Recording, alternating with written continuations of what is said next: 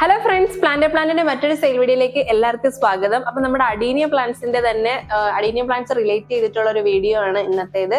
അപ്പൊ നമുക്ക് സമയം കളയാതെ വീഡിയോയിലേക്ക് കടക്കാം.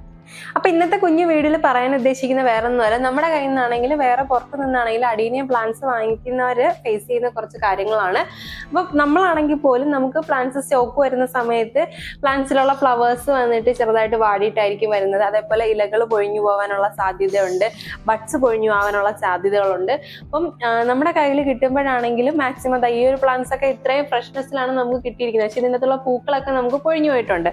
ഇനി ഈ പ്ലാന്റ് തന്നെ നമ്മൾ വീണ്ടും പാക്ക് ചെയ്ത് അയക്കുമ്പോഴത്തേക്ക് ഇതിന്റെ ഇലകളും അതേപോലെ ഈ ബഡ്സ് ഒക്കെ പൊഴിഞ്ഞു പോകാനുള്ള ചാൻസസ് കൂടുതലാണ്.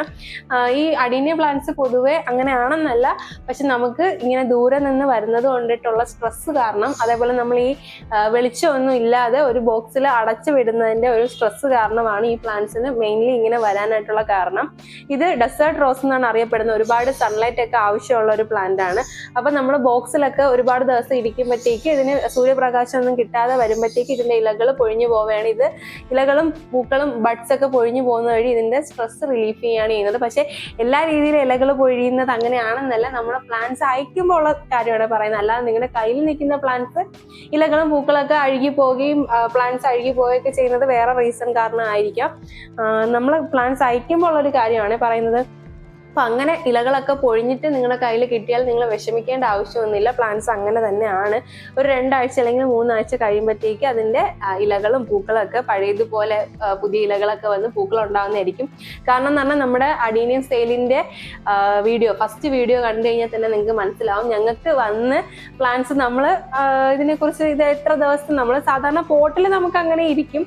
അല്ലാതെ നമ്മൾ ഈ സ്റ്റോക്ക് എടുത്ത് വരുമ്പോൾ ഇത് എത്ര ദിവസം ഇങ്ങനെ ഫ്രഷ് ആയിട്ട് ഇരിക്കും എന്നുള്ളതിനെ കുറിച്ചൊന്നും നമുക്കൊരു ഐഡിയ ഇല്ലാതെയാണ് നമ്മൾ ആദ്യം നമ്മൾ പ്ലാന്റ്സ് എടുക്കുന്നത്. പ്ലാന്റ്സ് കൊണ്ടുവന്നൊരു 4-5 ദിവസം ഇതേപോലെ നല്ല ഫ്രഷ് ആയിട്ടാക്കുന്നത്. പെട്ടെന്നായപ്പോൾ അതിന്റെ ഇലകളൊക്കെ പൊഴിഞ്ഞു പോയി. അങ്ങനത്തെ ഒരു ഇൻസിഡന്റ് നമുക്ക് ഉണ്ടായിട്ടുണ്ടായിരുന്നു. പിന്നെ അതിനുശേഷം നമ്മൾ അതിനെ വെയിൽ ഒളിച്ചെടുത്തൊക്കെ വന്നപ്പോഴത്തേക്ക് അതിൽ പുതിയതായിട്ട് ഇലകൾ വരെയും പൂക്കൾ വരെയൊക്കെ ചെയ്തിട്ടുണ്ട്. അതിന്റെ ഒരു ക്ലിയറൻസ് സെയിൽ വീഡിയോയിൽ നിന്ന് നമ്മുടെ കയ്യിൽ നിന്ന് പ്ലാന്റ്സ് വാങ്ങി ഒരുപാട് പേർക്ക് നല്ല ഭംഗിയുള്ള പൂക്കൾ ഉണ്ടായിട്ടുണ്ട്. അതിന്റെ പൂക്കളുടെ വീഡിയോസ് ഫോട്ടോസ് ഒക്കെ നമുക്ക് ഷെയർ ചെയ്തിട്ടുണ്ടായിരുന്നു. അപ്പൊ അതിലൊക്കെ നമുക്ക് ഒരുപാട് സന്തോഷമുണ്ട്. അപ്പൊ നമ്മുടെ കയ്യിൽ നിന്ന് പ്ലാന്റ്സ് കിട്ടുന്നവർക്കാണെങ്കിൽ ഇലകളും മുട്ടുകളൊക്കെ പൊഴിഞ്ഞു പോയി എന്ന് പറഞ്ഞാൽ ആരും പേടിക്കേണ്ട ആവശ്യമില്ല. അത് നമുക്ക് കുറച്ച് ദിവസം കഴിയുമ്പോഴത്തേക്ക് പഴയതുപോലെ ആവും. പിന്നെ പേടിക്കേണ്ടത് എപ്പോഴാണെന്ന് പറഞ്ഞാൽ ഇതിന്റെ പ്ലാന്റ്സിന്റെ നമ്മൾ ഈ കോഡക്സോ അല്ലെങ്കിൽ ഇതിന്റെ റൂട്ടോ ഒക്കെ കംപ്ലീറ്റ് ആയിട്ട് അഴുകിയിട്ടോ അല്ലെങ്കിൽ ചീഞ്ഞിട്ടോ നന്നായിട്ട് വാടിയിട്ടൊക്കെ ആണെങ്കിൽ നമ്മൾ അതിനെ സർവൈവ് ചെയ്തെടുക്കുക എന്ന് പറയുന്നത്, സർവൈവ് ചെയ്യുക എന്ന് പറയുന്നത് വളരെ ബുദ്ധിമുട്ടായിട്ടുള്ള കാര്യമാണ്. പിന്നെ കോഡക്സ് ഒക്കെ അഴുകി പോവുകയാണെങ്കിൽ പിന്നെ നമ്മൾ പ്ലാന്റ്സ് പ്രൂൺ ചെയ്ത് അതേപോലെ ഈ കോഡക്സിൽ അഴുകിയ ഭാഗങ്ങളെല്ലാം റിമൂവ് ചെയ്ത് ഫംഗിസൈഡ് ആയിട്ടുള്ള സാഫൊക്കെ സ്പ്രേ ചെയ്ത് നമ്മൾ വെയിലത്ത് വെച്ച് ഉണക്കി പിന്നെ വീണ്ടും റീപോർട്ട് ചെയ്തെടുക്കണം. അങ്ങനെയൊക്കെ സെറ്റ് ചെയ്താൽ അഡീനിയത്തിൽ പിന്നെ ഫ്ലവേഴ്സും ബഡ്സ് ഒക്കെ വരാൻ ചാൻസ് ഉള്ളൂ. അത് അത്രയും എക്സ്പീരിയൻസ്ഡ് ആയിട്ടുള്ള ആൾക്കാർ അങ്ങനെ ചെയ്യുന്നുണ്ട്. പക്ഷെ എല്ലാവർക്കും ആ ഒരു മെത്തേഡ് സക്സസ്ഫുൾ ആവണമെന്നില്ല. പിന്നെ ഒരു കാര്യം എന്ന് പറഞ്ഞാൽ നമ്മൾ അയക്കുന്നതിൽ പ്ലാന്റ്സിന് സാധാരണ പോട്ട് കാണാറില്ല. അഡീനിയം പ്ലാന്റ്സ് പൊതുവെ എല്ലാവരും അങ്ങനെ തന്നെയാണ് അയക്കുന്നത്, പോട്ട് കാണാറില്ല. പിന്നെ ചില കസ്റ്റമേഴ്സ് നമ്മുടെ അടുത്ത് പോട്ടോട് കൂടി അയക്കാൻ ആവശ്യപ്പെടുന്നുണ്ട്. അവർക്ക് നമ്മൾ പോട്ടോട് കൂടി തന്നെ അയച്ചു കൊടുക്കുന്നുണ്ട്. എന്നാൽ പോലും പറയേണ്ട ഒരു കാര്യം എന്ന് പറഞ്ഞാൽ നമ്മൾ അഡീനിയത്തിന്റെ പോട്ടി മിക്സ് എന്ന് പറഞ്ഞു കഴിഞ്ഞാൽ കംപ്ലീറ്റ്ലി ഇതിൽ ഉള്ള പോട്ടി മിക്സ് അല്ല, വേറെ പോട്ടി മിക്സ് ആണ് നമ്മൾ അഡീനിയം പ്ലാന്റ്സിന് നമ്മൾ യൂസ് ചെയ്യേണ്ടത്. ഇത് നമുക്ക് പുറത്തുനിന്ന് സ്റ്റോക്ക് വരുന്നത് കൊണ്ടിട്ട് മാക്സിമം വെയിറ്റ് റെഡ്യൂസ് ചെയ്യാൻ കണക്കിനുള്ള പോട്ടി മിക്സ് മാത്രമാണ് ഈ പ്ലാന്റിലുള്ളത്. ഞാൻ ജസ്റ്റ് നിങ്ങൾക്ക് വേണമെങ്കിൽ ഒരു പ്ലാന്റിന്റെ ഇളക്കാനല്ല ഇതിന്റെ പോട്ടി മിക്സ് കാണിച്ചു തരാം. ഇത് നല്ല നമ്മൾ ചകിരിച്ചോറുണ്ടല്ലോ, ചകിരിച്ചോറും വെർമി കമ്പോസ്റ്റും ഒക്കെ ആയിട്ടുള്ള ഒരു പോട്ടി മിക്സ് ആണ് ഈ പ്ലാന്റിലെല്ലാം വന്നിരിക്കുന്നത്. അപ്പം നിങ്ങൾ പോട്ടോട് കൂടി വേണമെന്ന് പറയുന്നത് മെയിൻലി ഇതിന്റെ പോട്ടി മിക്സും കൂടെ കിട്ടാൻ വേണ്ടിയിട്ടായിരിക്കാം കൂടുതൽ അങ്ങനെ പറയുന്നത്. ഈ പോട്ടി മിക്സ് കിട്ടിയാലും നിങ്ങൾ റിപ്പോർട്ട് ചെയ്യുമ്പോൾ ഇതിലുള്ള പോട്ടി മിക്സ് ഒക്കെ കളഞ്ഞിട്ട് അഡീനിയത്തിന്റെ പോട്ടി മിക്സിൽ നടുന്നതായിരിക്കും കുറച്ചുകൂടെ നല്ലത് കേട്ടോ. അപ്പൊ അതും കൂടെ ജസ്റ്റ് ഒന്ന് പറഞ്ഞു തന്നേ ഉള്ളൂ. അപ്പോൾ ഇലകളൊക്കെ പൊഴിഞ്ഞു പോവുകയോ എടുക്കുകയോ ഒക്കെ ചെയ്തെന്ന് പറഞ്ഞാൽ ആരും വിഷമിക്കേണ്ട. പിന്നെ ഇനിയിപ്പോൾ അങ്ങോട്ട് നല്ല മഴക്കാലമായിരിക്കും. അപ്പം നമ്മുടെ കയ്യിൽ നിന്ന് പ്ലാന്റ്സ് വാങ്ങിയിട്ട് ഇതിനെക്കുറിച്ച് തീരെ അറിഞ്ഞുകൂടാത്ത ആരെങ്കിലും ഉണ്ടെങ്കിൽ നേരിട്ട് നമ്മൾ മഴയത്തൊന്നും കൊണ്ടുവച്ച് കളയരുത്. ഇതിന് ഒരുപാട് നല്ല വെളിച്ചം, സൺലൈറ്റ് ആണ് ഒരുപാട് വേണ്ടത്. വെള്ളം ഒരുപാട് ആവശ്യമില്ലാത്തൊരു പ്ലാന്റ് ആണ് ഇത്. അപ്പൊ മഴയൊന്നും കൊള്ളാത്ത ഒരു രീതിയിൽ ഒരു സൈഡിലേക്ക് മാറ്റി വെക്കുക. റിപ്പോർട്ട് ചെയ്താലും ഒരുപാട് വെള്ളം ഒഴിക്കാതിരിക്കാൻ ശ്രദ്ധിക്കുക. പിന്നെ ഈ പ്ലാന്റ്സിന് ഫംഗിസൈഡ് ആയിട്ടുള്ള സാഫ് സ്പ്രേ ചെയ്ത് കൊടുക്കാനും പോട്ടി മിക്സിലൊക്കെ നമ്മൾ നടുന്നതിന് മുമ്പ് ചെയ്യുമ്പോൾ ഇതിന്റെ കോഡക്സിലും റൂട്ടിന്റെ ആ ഏരിയയിലൊക്കെ സാഫ് പുരട്ടുന്നത് നന്നായിരിക്കും. സാഫിലൊന്ന് ഡിപ്പ് ചെയ്തിട്ട് നടുന്നതായിരിക്കും കുറച്ചുകൂടെ നല്ലത്. നല്ല വെളിച്ചം, നല്ല സൂര്യപ്രകാശം ഒക്കെ അടിക്കുന്ന സമയം നമുക്ക് പുറത്തേക്ക് ഇറക്കി വെക്കാവുന്നതാണ്. പിന്നെ ഇതൊരു ഇൻഡോർ പ്ലാന്റ് ആയിട്ട് നമുക്ക് സെറ്റ് ചെയ്ത് വളർത്താനൊന്നും പറ്റത്തില്ല. നമ്മൾ പ്രോപ്പറായിട്ട് ഔട്ട്ഡോർ തന്നെ ഇത് സെറ്റ് ചെയ്യണം. ഡയറക്റ്റ് ആയിട്ടുള്ള വെയിൽ കിട്ടിയാലേ ഇതിൽ നല്ല രീതിയിലുള്ള പൂക്കളും കാര്യങ്ങളൊക്കെ ഉണ്ടാവത്തുള്ളൂ.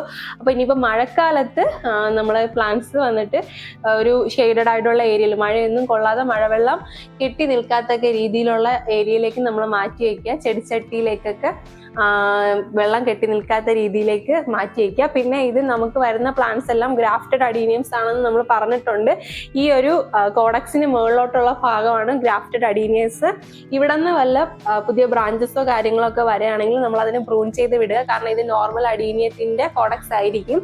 പിന്നെ ഒരുപാട് ലെങ്തിൽ പോകുന്ന പ്ലാന്റ്സിന്റെ തണ്ടുകളൊക്കെ പ്രൂൺ ചെയ്ത് വിടുകയാണെങ്കിൽ ഇതേപോലെ നല്ല ബ്രാഞ്ചസ് ഒക്കെ വന്നിട്ട് ബുഷിയായിട്ട് നിൽക്കുന്നതായിരിക്കും. നമ്മൾ നീളത്തിന് ഏത് നല്ല വെറൈറ്റി ആണെങ്കിലും നമ്മൾ നീളത്തിൽ പോയി കഴിഞ്ഞാൽ അതിന്റെ ആ ഒരു ഭംഗി പോകും. നമ്മൾ പ്ലാന്റ്സ് എപ്പോഴും പ്രൂൺ ചെയ്ത് ഒരു ബോൺസായി ടൈപ്പിൽ നിർത്തുകയാണെങ്കിൽ മാത്രമാണ് ഒരുപാട് പൂക്കളൊക്കെ ഉണ്ടാവത്തുള്ളൂ. അപ്പം ഇത്രയാണ് ഈ വീഡിയോയിൽ ഉൾപ്പെടുത്താനായിട്ടുള്ളത്. അപ്പൊ ഇതിൽ കൂടുതൽ കാര്യങ്ങൾ ആർക്കെങ്കിലും അറിയാമെങ്കിൽ നമ്മൾ താഴത്തെ കമന്റ് സെക്ഷനിൽ കമന്റ് ചെയ്യാവുന്നതാണ്. ഇതൊരു ചെറിയൊരു വീഡിയോ മാത്രമാണ് നമ്മുടെ കയ്യിൽ നിന്ന് വാങ്ങിക്കുന്നവർക്ക് വേണ്ടിയിട്ട്. അതേപോലെ പുറത്തുനിന്ന് വാങ്ങിക്കുന്നവർക്ക് വേണ്ടിയിട്ടുള്ള പ്ലാന്റ്സ് ആണ്, ഒരു വീഡിയോ ആണ്. അപ്പൊ ഇന്നത്തെ ഈ കുഞ്ഞു വീഡിയോ ഇത്രയേ ഉള്ളൂ. ഇത് ഇഷ്ടമായി എന്ന് വിശ്വസിക്കുന്നു. അപ്പൊ ഇന്നത്തെ ഈ കുഞ്ഞു വീഡിയോ നിങ്ങൾക്ക് എല്ലാവർക്കും ഇഷ്ടമായി എന്ന് വിശ്വസിക്കുന്നു. നമ്മുടെ ചാനൽ ഒരുപാട് പേര് സബ്സ്ക്രൈബ് ചെയ്യാതെയാണ് വീഡിയോ കണ്ടുകൊണ്ടിരിക്കുന്നത്. അപ്പൊ നമ്മുടെ വീഡിയോസ് ഒക്കെ ഇഷ്ടമാവുകയാണെങ്കിൽ ചാനൽ ഒന്ന് സബ്സ്ക്രൈബ് ചെയ്ത് സപ്പോർട്ട് ചെയ്യുക. അതേപോലെ തന്നെ പ്ലാന്റ്സ് ഒക്കെ ഇഷ്ടപ്പെടുന്നത് നിങ്ങളുടെ ഫ്രണ്ട്സിനോടൊന്ന് ഷെയർ ചെയ്ത് കൊടുക്കുക. അപ്പൊ പുതിയൊരു വീഡിയോയിൽ കാണാം. അതുവരേക്കും ബൈ.